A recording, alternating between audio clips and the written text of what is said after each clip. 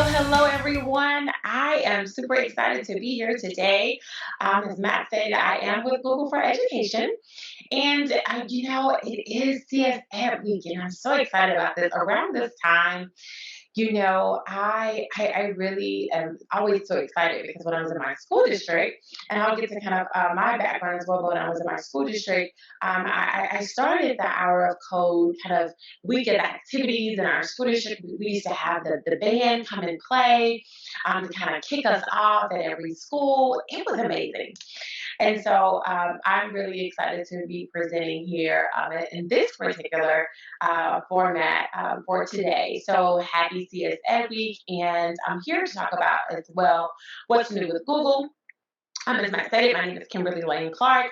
I was previously an educator for almost 2 decades, which I can't even think about sometimes, but almost, not quite, but almost 2 decades. And so I have been with Google for Education for a little than over a year. Well, not a little, but really a lot over than a year now. I don't even know if that's the right way to say it, but now that I think about it, I have been with Google probably about a year and like 7 months now. So really amazing to be here today. And so previously, I taught everything from STEM to CS at that particular time. And then in the latter part of my career, I became the director of blended learning. So did that for about 5, 6 years. And so now I'm here.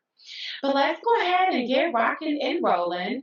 I definitely want to make sure that this time is valuable for you all. And so, like I said, it is such an honor to be here to be presenting with you all today. And so, Google is a learning company, and so it's baked in our DNA. And I was on the other side of learning about the Google tools, and not too long ago, I remember very clearly as my previous school district began to embark on a journey of one-to-one in 2015 to Chromebooks. And so I remember hosting trainings along with my teammates, with our one-to-one pilot teachers, and so on the Google Workspace tools that are now evolved into, I think, some of the best tools that we have. And so it was a fantastic journey, and with the triumphs and failures. And so I really am excited about sharing the resources with you today because it's kind of on the basis of what's new, what we have in the 2022 trends. I'm going to go ahead and share my screen with you all because I honestly realized that I didn't have my screen shared with you all. So I'm going to go ahead. So hopefully you can see my screen. If you can just give me a little thumbs up or yes, we can see your screen in the chat. That would be amazing for me. Thank you, thank you. Thumbs up. Awesome, awesome. I see a little thumbs up floating. Perfect. All right. And so like I said, Google is a learning community, and I really am really focused in and wanting to make sure that we get into our tools today. I'm going to do one thing quickly is I'm going to drag something over right quick to another screen. Let's see. Alrighty. Perfect. So one of the things that I wanted to kind of just pause and focus on is that today, over 170 million students and educators are using Google Workspace for Education. So we really don't take that lightly. And our teams are working to be prepared for whatever comes to our future. And so technology is ever changing, and we love hearing about the things that you created during your time in the classroom, or even if you're a coach, or even if you're someone else outside of the classroom. And we want to continue to strive and learn from you and connect with families globally. So let's get rocking and rolling. So I basically talked about just a little bit of the 2022 trends for what's new with Google. And so one of the ones that is really a trend that we're really proud of and wanting to hone more into is adaptive learning. And so according to the Gartner report, this is one of the trends. Adaptive learning dynamically adjusts the way instructional content is presented to students based on their responses and preferences. I'm going to say that again. Adaptive learning really dynamically adjusts the way instructional content is presented. So when we think of adaptive learning, what is the evolution of Google Workspace for Education? And so if you see here, you look at kind of our evolution of Google Apps for education, which I sometimes still in my mind, because I'm so ingrained in saying Google Apps for education, still say that. But we think about how Google Classroom launched and the way, originality reports launched and a lot of the pieces through this timeline, adaptive learning has come into a huge play with this. And so making sure we're looking at our times and making sure we're evolving with education. There's a really great piece that I want to kind of talk to you about in terms of adaptive learning. So just to kind of go back, I want to make sure that everyone can hear me, everyone can see my screen. Just give me a thumbs up because I did switch screens and I just want to make sure everyone is still with me so that, perfect. All right, so we're on the evolution of Google Workspace for Education. And so, what we believe in terms of AI technology is that we can help provide in this individualized support. And so, how do we do this piece? Well, there's something that is new. That was just kind of debuted at our Anywhere Schools event in June, and it's called Practice Sets. And so, Practice Sets is an amazing tool that you can integrate within Google Classroom, but you're able to easily upload PDFs, easily transform this into interactive assignments. And so remember, we're talking about adaptive learning and how adaptive learning has changed. How has Google Workspace for Education evolved over the years? And so with practice sets, in terms of like for educators, you can use existing content. You can enable auto grading for any assignment. You can receive snapshots of that student progress. Also, you can view automated insights. That's what we're thinking about, that adaptive learning piece of the assessment performance trends. You can also build students' confidence with immediate feedback. What's an amazing thing where you can already upload an assignment and students can get that feedback right away and see where they need to readjust, see if they've gotten it wrong, see if they've gotten it incorrectly, and for you to see if you need to readjust as well. But for students, they can also have this individual guidance with prompts and encouragement, automated hints. And so it also enables the students to show work to their teachers to better understand. And so you kind of see this on the screen. I know it's really small and not ideal for you to see it, but I'm going to also show a video that kind of demonstrates it as well. I mean, you see where it says the student view. You see where the student can actually type that word problem, but they also can write it out.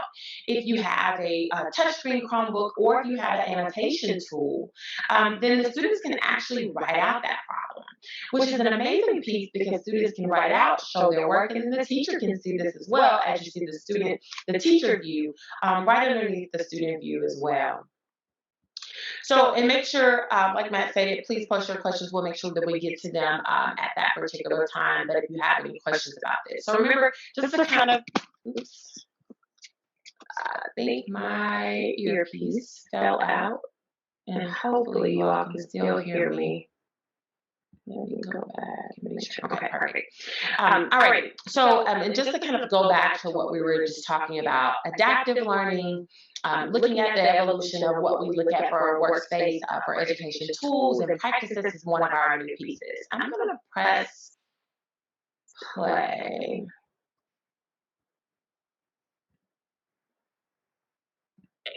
But one-on-one help for each student isn't always possible with the learning tools that exist today.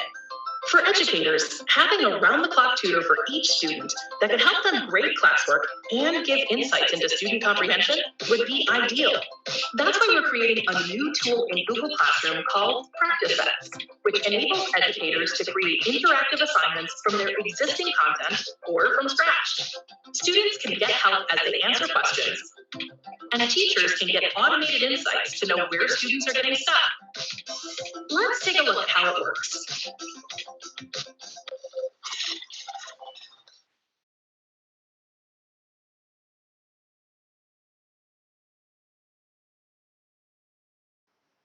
Okay. I'm not sure. The video is playing on my end, but not on yours end. No worries at all. I'm pretty sure it's because of the way I shared it. But I will make sure that I share these resources out with you all. Thank you so much for letting me know, for not letting me sit in radio silence. And I think that you're hearing me and you're not. But basically what this video does is just show you kind of how to actually set up practice sets. Practice sets is within Google Classroom. And so you're still a bit feedback. Okay, I don't know what's going on with the feedback. That's weird. Okay. It's something that's, let me try to turn on my AirPods one more time. Let's see. 1 second. Okay, hopefully you all can hear me and there's no feedback anymore. I'll try to, okay. All right, just let me know and make sure that you can hear me. And my sincere apologies, you all. That really doesn't happen to me often. But in terms of with practice, let's just move forward because I don't want to waste a lot of time. But I will make sure that I send those resources out to you all, and so that we don't have any issues. Alrighty, so let's move forward. So the next piece is on Screencast. So this is something that is new as well. And so Screencast is solely on the Chromebook. And so it is a new screencasting tool. And so it's called the Screencast App. Anytime you would like to access it, you would need to make sure that you are on a Chromebook. And so when you go to the Chromebook, it's in the bottom left-hand corner on the launcher, and then you would just click on Screencast. And so Screencast is a built-in screencasting tool. And so you're probably like, okay, Kim, this is awesome. I use screencasting all the time. What's different about your Screencast app? So with our Screencast app is a way that you can actually, once you're creating your screencast, you can annotate with the Screencast app, but you also can do, when you do the screencast, there is a transcript feature. And so you see this on the side. I'm not going to try to play any more videos or anything, but you can see this on the side when you get ready to do the screencast, and you basically it uploads to your Google Drive. And so you can also access it on your home and in the actual home app on the Screencast. So I'm going to start over. With the Screencast app, it's built into your Chrome OS. It's built into only Chromebooks though. So you only can access this on a Chromebook. It's in the bottom left-hand corner in your launcher, and it's Screencast, but it's only available in M104 or greater. So that's one thing that you want to make sure that you have. So any of your, when you're looking at your Chromebooks, make sure that it's on M104. That's called Milestone 104. That's the version of your Chrome OS that you have. You have to be on that one. And then you can access the Screencast app. So what makes this different is the transcript tool, because it will translate everything that you're saying in your screencast. And then you can also do the actual translating of any Google Translate language that is available. So you have a transcript and it will basically translate into any language. So this will help with any of our students that have a second language, any of our parents that speak a second language, or if you just want to translate it into a different language, you can do that as well. It automatically saves to the Google Drive, but it also has a dedicated home app for the actual Screencast app as well, where all you can see your videos as well. So remember, I know that you see that it says Chrome OS M103, but I'm guiding you to look at it and make sure that it's M104, just to make sure that it is there and actually ready for you to be able to use. All right, so remember we're on adaptive learning.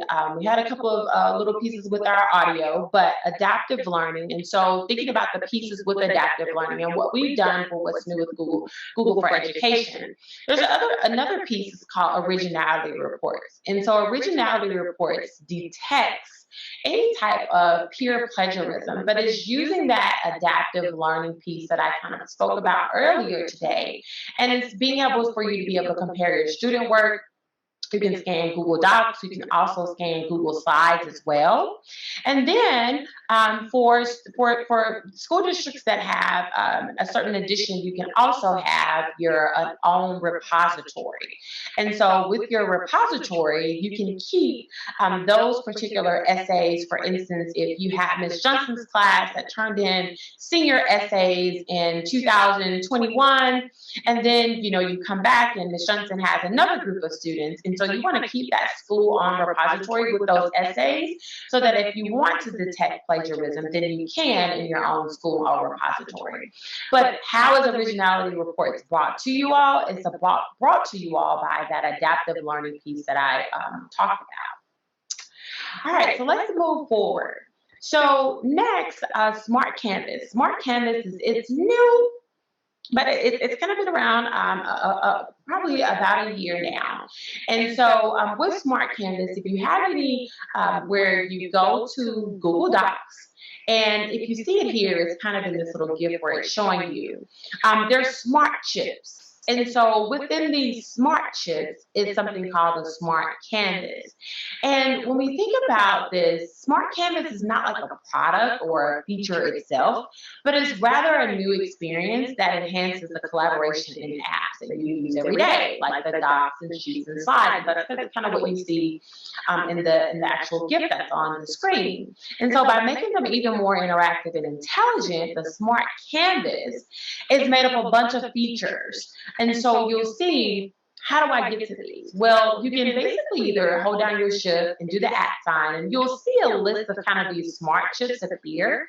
And so I always look at it as if when we're thinking about utilizing our, if you ever use like a hyperdoc, or if you ever use like a WebQuest, what I used when I was teaching way back when, I think of it at that, but more in terms of where it's adding that in particular Google Doc Canvas, where you can access all of your information. For instance, if I wanted to insert a Google Doc just on that particular within that Google Doc. If I want to do a slide, you'll see that information kind of pulling up here, where I've inserted a Google Doc here. I inserted an actual chart. I have the next steps with action items there. It's all encompassed into one, which makes it a Smart Canvas. So that is one of our other new products as well in terms of tools. And next, Google Classroom add-ons. This is something where you can actually directly integrate third-party content and learning tools right into Google Classroom. This kind of gives that single sign-on piece where students really don't have to worry about going outside of Google Classroom. They can access their assignments, they can access with other third-party tools right within Google Classroom.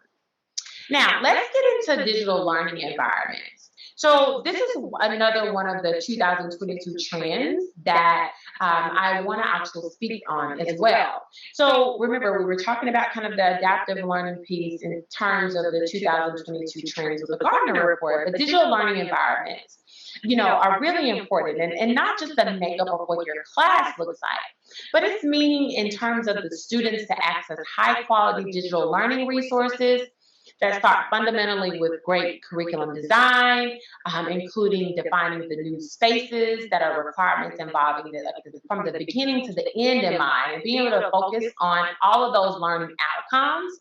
This is what encompasses digital learning environments as to what we look at it as. And so I'm not going to play this video because of my sound issues that I had previously. But I want to just kind of briefly kind of describe this. I'm not sure if you all have seen this video before, but it's called the backwards brain bicycle. And this engineer, he's introduced to this bicycle that basically is the opposite of what you're used to with riding a bike. And so he has to shift his mind in order to learn how to ride this bike again. So people are, we always hear the saying, like, it's just like riding a bike. It's so easy. You once you learn it, you have it as well. And so with this particular one is that the everything is the opposite. Everything is the opposite of how to learn how to ride the bike. And so he also brings up a great point, and he talks about, does knowledge equal understanding? And so we've gone through a couple of these pieces in terms of the workspace tools, and we think about the knowledge that we have. We have a knowledge of all types of things. We have knowledge of a lot of things all over the place, especially as educators, because we have to be experts in things. But with this video, it basically goes over that knowledge does not equal understanding, and we have to shift our mind. And so you're like, okay, Kim, we were just talking about adaptive learning, digital learning environments, what's new with Google Education. What does this have to do with anything? Well, it's a mind shift. And so moving forward in terms of anything, when we're thinking about new pieces and being able to shift our mindsets to teach our students, knowledge doesn't equal understanding, and we have to make sure that we're training our brain to be able to focus on this. But he also talks about algorithms, and he talks about the way your brain is trained on algorithms.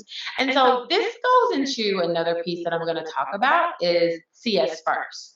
And so we're on the trend of what's new with Google for Education. And I went over practice sets, which is something that's new as well. Screencast, the Screencast app that is available in your Chromebooks, classroom add-ons, originality reports.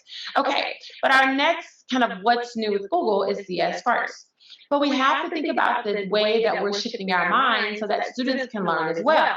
And so since we are in the Hour of Code week and CS First week, I also really want to go over what's new with CS First. But this video would have went right within it, but please, if you have a chance, definitely check it out and view it. It's about, I think, about 9 minutes long, but it's really foundational to learn, to think about how we're relearning and retraining our brain. So let's move forward. One other piece that before, and let's just actually, one other piece before we move into Screencast and into the actual CS first, sorry, is the actual cast moderator.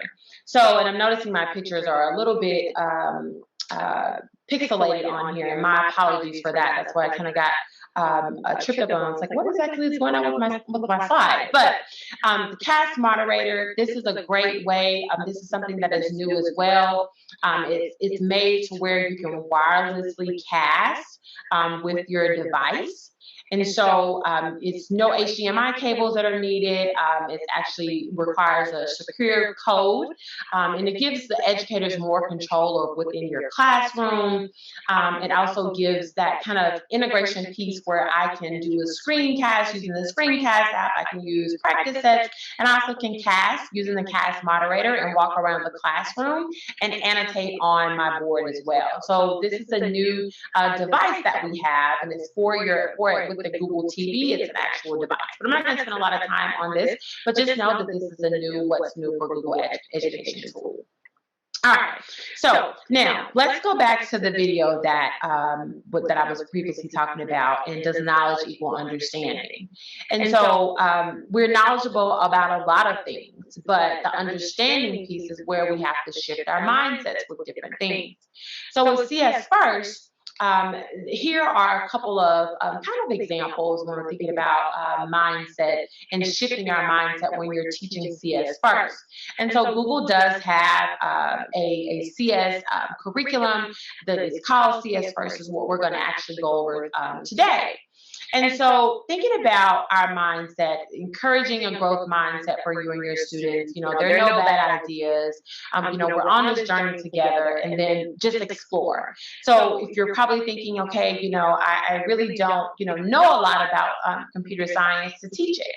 But this is a way to shift that mindset to be able to give that particular experience and opportunity for our students, because it's all about opportunities. Now, okay, CS First is not anything new per se, but there is a unit that is. And so that's what I want to kind of go over and kind of talk about as well. So just before we get into this, what computer science is and what it's not. It's not like typing, it's not, playing video games. But if we see here, and I'm not going to read everything on here, but thinking about solving those real world problems, thinking about how can you use a set of skills and an algorithm to complete a task. That's what computer science is. And so CS First is our our computer science curriculum. And so it's designed by 4th and 8th grade. But I always have told educators that, if you have some students that really want to try it out and, they're in the 3rd grade or they're in the 2nd grade, I always encourage you to have the students to try it out, although it says it's designed for grades 4 through 8. Now, what's new? There are some standalone lessons that have been here. These have been here. These are there. When you go into CS First curriculum, if you notice, they're basically based on some of the skills that are in your core content. So, for instance, characterization. We're thinking about that. You see the subjects are there that are ELA. So it kind of builds on students thinking about, what a character is and building a code to be able to do that. Like it says students provide details about a character who's missing a school assignment. Or if I want to animate my name or create our own Google logo. And so it kind of gives you what it supports and what core content. So this has been here. This has been here with CS First, but then there's also a new lesson. And so the new lesson really goes over kind of the welcome to CS First. And so I'm going to switch my screen. Hopefully you can see it. And so this is an introductory level that you can actually go with your students it's a fundamental course. If they've never heard about CS First before, this is something that is totally new that you can introduce to your students during this CS App week, or even prior to that, or even if you want to do it during the school year, not during the CS App week. But basically here is that it kind of gives you goes through the journey of the fundamentals, like what is an algorithm? What is computer science? What is a program? And it kind of goes through that, and it has four projects that actually kind of introduce them to the core elements of Scratch and foundational coding skills. So if you see here, you'll be able to take a look at these. Like it says, meet your neighbor example, and it will take you to, of course, Scratch and where the actual project is. But you, as an educator, will be able to see the materials here and see the lesson plan that is here as well. And so hopefully, yeah. I think you all can still see my screen on here. Okay, how are we doing? I want to just stop. I've been talking for a minute. Is everybody good? Just post in the chat. We're following along. Everybody's good.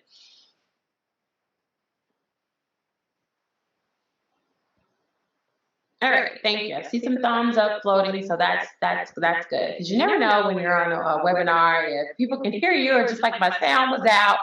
So you always want to just kind of pause and check. But when we're thinking about our CS First, this is a unit plan, and so it kind of goes through here, and I'll just try to make it a little bit bigger. Here, where it basically kind of goes over take a walk, it says help a character go through a relaxing stroll. But the concept that's there is sequencing. This is something that is foundational for computer science. Then you go into an interactive scene. Well, the CS concept that's here is events. Events are important because then you go through understanding what loops are, which is how the students are creating an animated card. So it's taking kind of those real world problems, and it's giving the students the ability to be able to create within that real world, like for instance, an animated card. This is the animation that you can send to your friends and family, but it's also teaching the students about loops. And then it goes into conditionals. Meet the neighbors. Say hello to the neighbors while giving a tour to the neighborhood. And so it goes over conditionals as well. So like it says here, and you can definitely, once you go to CS First, you'll be able to click on this unit plan. So I won't go through all of this, but this is meant to be an introductory course. This was not here before. And so this was, really from the educator's feedback, like you. So I always encourage you to give your feedback in terms of what curriculum or what tools you want to see or what features you want to see, because this is directly based off of your feedback, because there needed to be a foundational part of CS so students can learn the basis of it. Okay, I'm creating this animation character and it's flipping around over and over again. Well, what is that called? That's called a loop. And how do I create this loop? So it gives that foundational piece there. Also with the description, you can go forward on here, and so it's a 13-page lesson plan that kind of gives you the idea of what you need to do in terms of the overview and the warm up and the introduction and how to introduce this. Because, like I said, computer science is not just for someone that has really worked with computer science all their life and is a solution engineer or software engineer or whatever the case may be. It's for the everyday educator, and everyone can teach computer science to their students. And so when I was in my district, we embarked on this hour of code journey where it's just about the excitement of getting students in the awareness of getting students involved in CS. And this is what I'm excited about as well, because it kind of gives them that real world, kind of saying, hey, I want to animate my name, and giving that piece of it, but also allowing the actual educator and the student to learn at the same time. So this is one piece that is new, and it's called Welcome to CS First. Remember, we kind of went over these lessons that you actually see here, which is subject specific. And so it kind of goes into maybe it's on, ELAR. But remember, the Welcome to CS First is a new curriculum solely on just that foundational piece that we want to make sure that we go over. All right. Now, if you're looking for any other computer science curriculum for your district, you can go to the Chromebook App Hub. There is a curated, you all, I don't know why I can't talk anything today. It's at the end of the day, and I don't know why. My apologies about that. But it's a list of coding apps within the Chromebook App Hub. And so there's also, also, if you look on the Google playlist, there is a carousel of created Google Play as well. Also, just think about there are tons of other resources that you can use on your Chromebook for students to be able to learn code.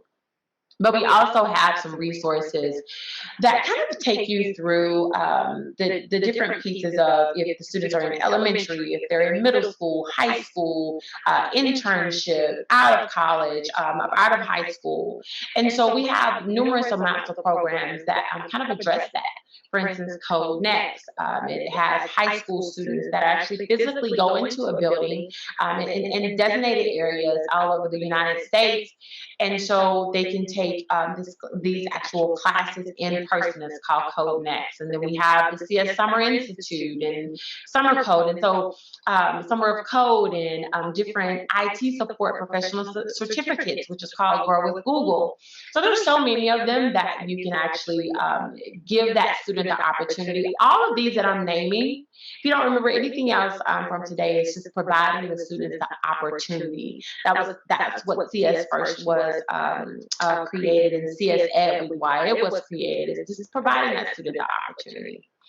And so that's kind of the training and development piece of these career certificates that you can actually check out as well. All right, I'm going to stop it here because I think we're almost out of time, and I've talked a lot and wasted so much y'all's time with my technical difficulties. I want to get to the questions. So Matt, if you can unmute our educators, and if they have any questions, I'll stop sharing so that we can answer any questions that you have. Hi there, I have a question. Yeah, go ahead. The Screencast app, can you go over again how to, I think that you mentioned it can translate into a different language, the transcript that's there. How does that work? Yes, perfect. So actually, well, let's see. Well, I'm not going to try to show my screen. But basically what happens with the Screencast app, when you access the Screencast app, and educator or student can utilize it depending on how your administrator has set up the Screencast app. You can allow it or not allow it via OU. And so once it's allowed, then when the students access the Screencast app and they do a recording over, their screen or, over a particular tab, whatever the case may be, it will then open into a home screen. And so your home screen will have your video there, and then it will have the translate. So it's going to basically capture the transcript of what you've said in the screencast. And then that particular piece of everything you've stated will be in a transcript format. And then you can translate that into any language that is a part of Google Translate. So any language that is a part of our Google Translate that we have, then you can translate the transcript part of it. It's not going to translate the actual words that you hear. Alrighty. So now when we go to their Screencast app, and so everybody can see my screen, correct?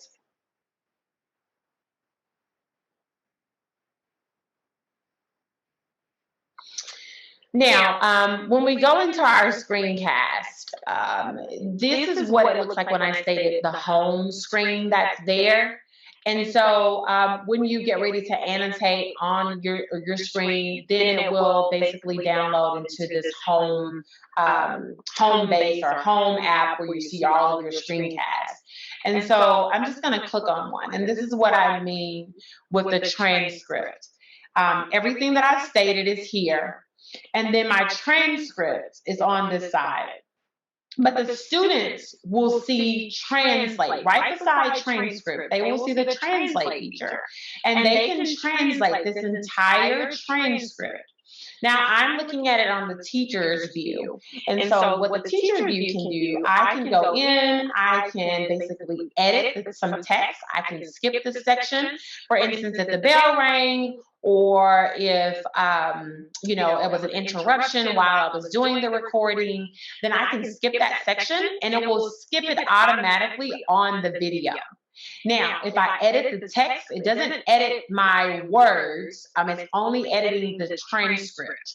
So if something was kind of jumbled in our SOTA technology, the SOTA technology is a technology that is being used to translate what I'm saying into the transcript. So I can edit the text and then it will change it on the transcript as well. I can share it just like I was sharing it with a Google Doc or, on a Google slide or whatever the case may be. I can do the same thing here. And then I can keep it private or I can share it out with others as well. It also downloads a copy in your Google Drive, and you can see that raw video in your Google Drive. But just remember, the only piece that I want everyone to remember is that it's only available on the Chromebook. Hopefully that answers your question. That was great. I got to see a little preview of that at ISTE, I think. Yeah. And now that it's kind of out in the wild, very exciting. Very exciting. Yeah. Shelley asks a question. Can all the CS First curriculum be available at the link that was on the slide you showed us? Yes, it is. When you sign in, the csfirst.withgoogle.com, make sure you put the with google.com in there. And so, because sometimes I'll always just do csfirst.google.com. I'm like, what is going on? So you always have to do csfirst.withgoogle.com. And yes, all the curriculum is there. When you sign in, you can either choose student or teacher. There are two little tiles that are there. You want to choose teacher, unless you would like to choose a student. And the good thing about CS First now is that you can connect it with Google Classroom. If you use Google Classroom, you can pull those students that are in your Google Classroom as the same students in those same classes within there as well. So you can do that piece as well. But to answer your question, yes. So, Shelley, I hope that answers your question. Alyssa feels a little more comfortable now with that. Great. Perfect. Yes, Alyssa. Oh, sorry, Matt. Yes, Alyssa. That's one thing. You have to show it when you share the version of it. Then you can see the translate on there. It's meant to be where, because sometimes we're speaking a different language and we see something that's different when Google translate it. It's meant to not be able to edit that particular piece of it. We wanted it on the viewer side versus when you're editing it. So great question. Great question. And thank you, Matt, for allowing me to be able to show everyone and everybody not hopping off and saying, okay, what is Kim doing? Because you can talk, you see your blue in your face, but if you're not demonstrating, to me, I never understand. So thank you for allowing me that opportunity. Oh, of course, absolutely. It just adds to the richness of the webinar. We appreciate it. Yeah.